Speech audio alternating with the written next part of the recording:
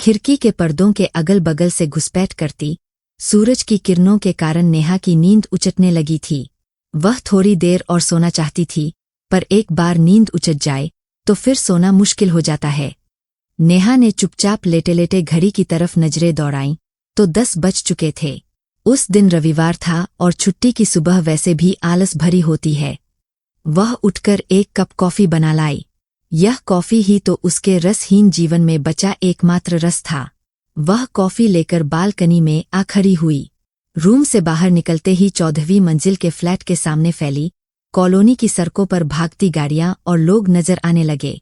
बाहर के शोर शराबे तो उस तक नहीं पहुंच पाते थे, फिर भी उनकी गति उसे जीवित होने का एहसास जरूर करा देती थी। तभी कॉलबेल की आवाज से उसकी तंद्रा भंग हुई। कमला होगी। वह छुट्टी के दिन देर से आती थी। उसने दरवाजा खोला तो कमला अंदर आकर खामोशी से अपने काम में जुट गई। हल्के फुल्के बर्तनों का शोर और वॉशिंग मशीन की खटपट कभी कभी आसपास फैली खामोशी को तोड़ रही थी। कमला ने अपना काम समाप्त कर दोपहर का खाना बनाकर डाइनिंग टेबल पर रख दिया। फिर दरवाजा बंद करने के लिए उसे बोलकर चली गई। कमला के जाने के बाद वह सीधे बाथरूम में घुसी। नहाने के बाद फ्रेश होकर बाहर निकली तो मन काफी हल्का हो गया था। नाश्ता करके वह फिर बिस्तर पर आ लेटी। पास पड़ी पत्रिका को उलटती पलटती रही। फिर लैपटॉप निकालकर ऑफिस के कुछ अधूरे काम पूरे करके खाना खाया और एक बार फिर बालकनी में आ बैठी। समय से आकर कमला रात का खाना बनाकर चली गई। माहौल में फिर वही एकाकीपन और खामोशी पसर गई। तभी उस खामोशी को चीरती मोबाइल फोन की घंटी बज उठी। उसकी मम्मी का फोन था। वही पुराना राग कि जल्दी शादी के बारे में सोचो। फिर उन लड़कों की जानकारियां देने लगीं जो उनकी गुर लिस्ट में थे। नेहा ने हाँ कर अपना मोबाइल रख दिया। मोबाइल रखते ही उसे याद आया कि कल ऑफिस जाना है। जल्दी नहीं सोई तो समय पर ऑफिस नहीं पहुंच पाएगी। मन में उपजे अवसाद को झटक कर वह सोने की कोशिश करने लगी। दूसरे दिन ऑफिस में घुसते ही एक गुड मॉर्निंग की आवाज ने उसे चौंका दिया। नजरें घुमाई तो गौतम था। गौतम पिछले हफ्ते ही कानपुर से ट्रांसफर होकर आया था। जब से उसने इस ऑफिस को ज्वाइन किया था तब से किसी न किसी बात की जानकारी हासिल करने के बहाने उसके पास चला आता। शायद नेहा का सबसे कटे कटे रहकर अपने काम में मशगूल रहना उसे खटकता था, पर चाहकर भी नेहा उससे खुलकर बातें नहीं कर पाती थी। हालांकि वह चाहती थी कि वह भी बाहर के शोर शराबे का हिस्सा बने, जोर जोर से ठहाके लगाए और सबसे तर्क वितर्क करे और अपने अंदर जमा अकुलाहट और छटपटाहट को बाहर आने दे, पर स्वभाव के अनुरूप बात होंठों तक आकर रुक जाती थी। उसे लगता कि उसके मन की संवेदनशीलता, उसके दुख दर्द और प्यार की भावना को मन की परतों में कहीं गहरे चुन दिया गया था, जिसे वह महसूस तो कर पाती थी पर प्रकट नहीं कर पाती। उस दिन घर लौटी तो उसे याद आया कि आज उसका जन्मदिन था। देर तक इंतजार करती रही पर मम्मी पापा में से किसी का फोन नहीं आया। दोनों कहीं किसी पार्टी में व्यस्त होंगे। उसकी आंखें भर आईं। तभी कॉलबेल बजी। उसने दरवाजा खोला तो अचंभित रह गई। सामने गौतम खड़ा था, हाथों में केक थामे हुए। इसे कैसे पता चला कि आज उसका जन्मदिन है? फिर भी दरवाजे से हटकर उसे अंदर आने के लिए जगह बना दी। वह इत्मीनान से अंदर आकर केक को टेबल पर रखते हुए बोला, बैठने के लिए नहीं कहोगी? नेहा का दिल चाहा कि उससे कहे कि अब तक सब कुछ क्या तुम मेरी इजाजत से कर रहे थे, जो अब तुम्हें इजाजत की जरूरत पड़ गई, पर मुस्कुराकर उसे बैठने के लिए कहना ही पड़ा। फिर नेहा ने केक काटने की औपचारिकता निभाई और दोनों ने मिलकर केक खाया। अब तक दोनों के बीच की झिझक भी काफी कम हो गई थी। देर तक वे इधर उधर की बातें करते रहे। थोड़ी देर बाद गौतम चला गया, पर नेहा की सोच बहुत देर तक गौतम के आसपास ही घूमती रही। उसे लगा कि कुछ तो दम है गौतम में। क्यों उसके मन में गौतम के लिए सम्मोहन बढ़ने लगा था। बरसों से दिल के अंदर छुपे निश्चल प्यार की चाह की संभावना शायद उसे गौतम में दिखने लगी थी। वह बिस्तर पर आ लेटी, पर आज उसका मन कहीं ठहर ही नहीं पा रहा था। मन के झरोखे से दादी माँ का प्यार भरा चेहरा उसके दिलोदिमाग पर दस्तक देने लगा था। कितना सुकून मिलता था उसे दादी माँ की गोद में। जब भी दादी माँ गांव से आती, मम्मी के परायों जैसे व्यवहार से दुखी, भले ही उनके मुख पर अनाधिकार का बोझ नजर आता, पर उनका शालीन व्यवहार और शीतल ममत्व भरी दृष्टि उनके प्रति श्रद्धा और आत्मीयता की भावना जगाता था। उन्हें भी अपने बेटे और पोती से बेहद प्यार था। फिर भी उनकी खुशी और घर की सुख शांति के लिए वे गांव के एक मामूली से मकान में रहती थीं। उसके पापा एक प्रशासनिक अधिकारी थे और माँ एक कॉलेज में पढ़ाती थीं। नेहा उन दोनों की इकलौती संतान थी। उसके पापा एक अति साधारण परिवार से थे। उन्होंने बचपन में ही अपने पिता को खो दिया था। बहुत कठिनाइयों का सामना करके उनकी माँ ने उन्हें पढ़ाया था। नेहा की मम्मी ने उच्च पद पर देखकर उनसे शादी जरूर की थी, पर पति के गरीब परिवार को कभी अपना नहीं पाई थीं, जिसकी वजह से उसके पापा चाहकर भी अपनी माँ तक को भी अपने साथ नहीं रख पाते थे। उसने जब से होश संभाला यही देखा था कि मम्मी हमेशा पापा से असंतुष्ट रहती। एक तो पुरुष वर्चस्व को स्वीकारना उनके स्वभाव में नहीं था, दूसरे उन्हें लगता कि पापा के अति साधारण परिवार के साथ उनके उच्चवर्गीय परिवार का कोई मेल ही नहीं। नेहा को संभालने के लिए उन्होंने एक आया को रखा था, पर उसकी माँ दादी माँ को अपने घर में टिकने नहीं देती थीं, जबकि नेहा दादी माँ के रहने से अपने को ज्यादा सुरक्षित महसूस करती और ज्यादा खुश रहती। पर जब भी दादी माँ आती, एक हफ्ते में ही उसकी मम्मी किसी न किसी बहाने से उन्हें गाँव भेज देती। वह अंदर से तिलमिला उठती, चाहती तो थी कि मम्मी के इस फैसले के विरुद्ध आवाज उठाए, पर उसके मन का विरोध मन में ही घुटकर रह जाता। एक डर, तनाव और असुरक्षा की भावना हमेशा उसके दिलोदिमाग में बनी रहती। जड़ता से भरी घुटन उसके अंदर एक अनजानी सी छटपटाहट भर रही थी। हालात से टूटी हुई नेहा ने एक खामोशी का आवरण ओढ़ लिया था। धीरे धीरे वही खामोशी उसके वजूद का हिस्सा बन गया। अचानक उसे लगा कि उसकी आंखें भीगने लगी है। वह अपनी हथेलियों से अपनी आंखें सुखाती हुई सोने की कोशिश करने लगी। दूसरे दिन ऑफिस गई तो सुबह से ही बारिश हो रही थी। नेहा को ऑफिस से लौटने के लिए कोई टैक्सी नहीं मिल रही थी। गौतम ने लिफ्ट देने की पेशकश की तो वह झट से मान गई। पहले गौतम का घर पड़ता था, फिर नेहा का। रास्ते में गौतम ने अपने घर के सामने कार रोकते हुए उसे घर में चलकर एक कप चाय पीने के लिए आमंत्रित किया, तो वह मना न कर सकी। गौतम के पापा नहीं थे।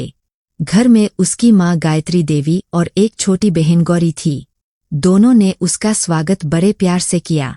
घर का वातावरण तो साधारण ही था, पर उसकी सीधी सादी और धीर गंभीर माँ के चेहरे पर झलकने वाले प्यार और ममता में ऐसा आकर्षण था कि नेहा को वह अत्यंत आत्मीय लगी। चाय पीने के बाद वह चलने लगी तो बड़े प्यार से गायत्री जी ने गौतम को उसे घर तक छोड़ आने की हिदायत देकर भेजा। उनका निश्चल प्यार और अपनापन देखकर उसका मन भीग उठा। न जाने क्यों दादी माँ की यादें ताजा होने लगी। तभी तेज बारिश के कारण गाड़ी ने एक जोर का हिचकोला खाया और वह गौतम की बाहों में जा गिरी। गौतम उसे मुस्कान भरी नजरों से देखते हुए बोला, मैडम सीट बेल्ट लगाओ और बारिश का फायदा मत उठाओ। कहीं किसी ट्रैफिक पुलिस वाले की नज़र पर गई कि आपने बेल्ट नहीं लगाई है तो हम दोनों की रात हवालात में ही गुजरेगी। उसकी बातों से नेहा तो जैसे पानी पानी हो गई। नहीं, वो गाड़ी के हिचकोले। उसकी जबान न जाने क्यों लड़खड़ा गई। गौतम ने प्यार भरी मुस्कान से नेहा को देखा तो वह और भी नर्वस हो गई। बारिश तेज होती जा रही थी। गौतम की सतर्क नजरें अब सड़क पर जमसी गई थीं और नेहा की चोर नजरें गौतम के चेहरे पर। एक अनजानी सी अनुभूति उसे मोहित करने लगी थी।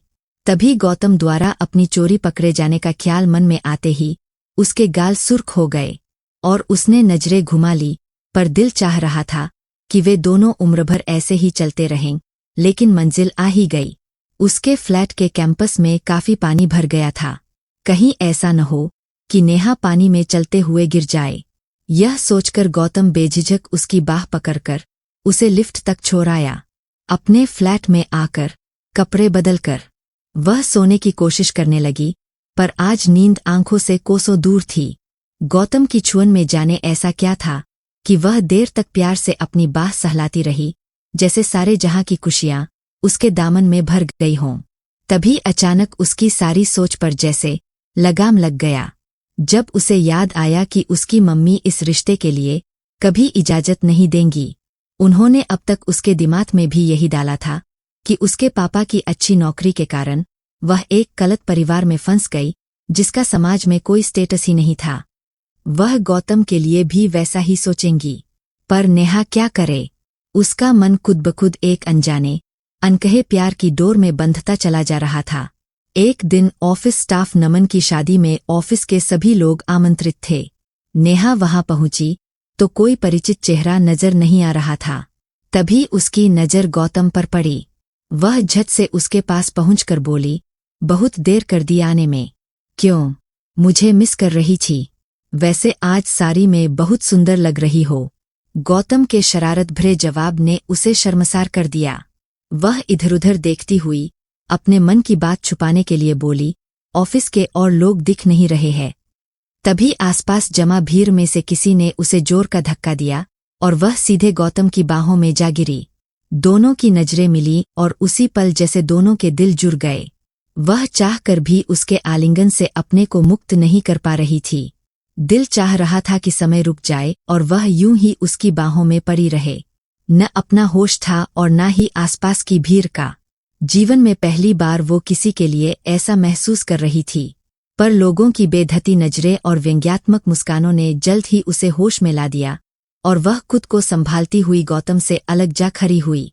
देखते देखते ऑफिस के और लोग भी आ गए। फिर तो हंसी मजाक, खाने और बातों का सिलसिला शुरू हो गया।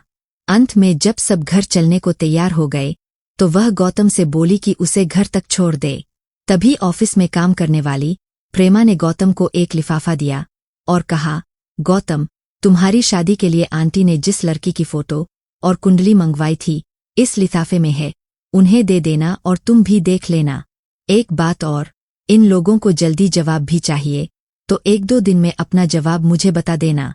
प्रेमा तो चली गई पर उसे गहरा झटका दे गई। अब तक वह जो सोच समझ और महसूस कर रही थी, क्या वह सब झूठ था? क्या गौतम उसके विषय में गंभीर नहीं है? तभी गौतम ने उसे चलने के लिए कहा तो वह यंत्र चालित सी उसके बगल में जा बैठी। रास्ते भर दोनों चुप ही रहे। घर आकर कपड़े बदलकर बिस्तर पर लेटी तो उसके मन में बवंडर सा मचा था। कभी मम्मी के आग उगलते नेत्रों का आतंक तो कभी गौतम का आकर्षण, उसका प्यार भरा चेहरा। फैसला तो उसे लेना ही पड़ेगा। उसकी मम्मी ने अपना जीवन हमेशा अपने हिसाब से जिया। न पापा की खुशियों का ध्यान रखा, न ही दादी के सम्मान का। उन्होंने हमेशा उसे यही समझाया कि अपनी खुशी ही आदमी के लिए सर्वोपरि होती है। रिश्तों में त्याग की बातें आडंबर के अलावा कुछ नहीं है। फिर मम्मी की खुशी के लिए वह क्यों त्याग करे? मन के आक्रोश से अब कालिमा छंटने लगी थी। कहीं ऐसा न हो कि यही सब सोचने समझने में गौतम को ही खो दे। कभी कभी किसी के जीवन में कोई संबंध अचानक इतना आत्मीय हो जाता है कि उसे खो देने का भय बर्दाश्त करना भी मुश्किल हो जाता है। उसने घड़ी की तरफ देखा तो रात के 2 बज रहे थे। कोई बात नहीं, अगर गौतम उसे प्यार करता है तो समझेगा भी। उसने गौतम का नंबर मिलाया। उधर से गौतम की नींद से भरी आवाज सुनाई दी, हेलो मैडम, इतनी रात को मैं कैसे याद आ गया? Gautam, I love you. वह जल्दी से एक सांस में ही बोल गई। थोड़ी देर की खामोशी के बाद एक जोरदार ठहाका गूंज उठा और नेहा पूरी तरह नर्वस हो पसीने पसीने हो गई। गौतम जैसे बिना देखे ही उसकी स्थिति समझ गया। घबराओ मत, मैं भी तो इसी दिन का इंतजार कर रहा था जब तुम अपने दिल की बात मुझसे कहो। अब सो जाओ, कल मिलते हैं। जरूर। नेहा ने इत्मीनान की एक लंबी सांस ली। जिंदगी में शायद पहली बार उसने सही समय पर अपने लिए सही स्टैंड लिया था। तो दोस्तों, ये कहानी आप लोगों को कैसी लगी? कृपया अपने विचार कमेंट्स के माध्यम से जरूर बताएं। और यदि कहानी पसंद आई हो तो वीडियो को लाइक और शेयर जरूर कर दें।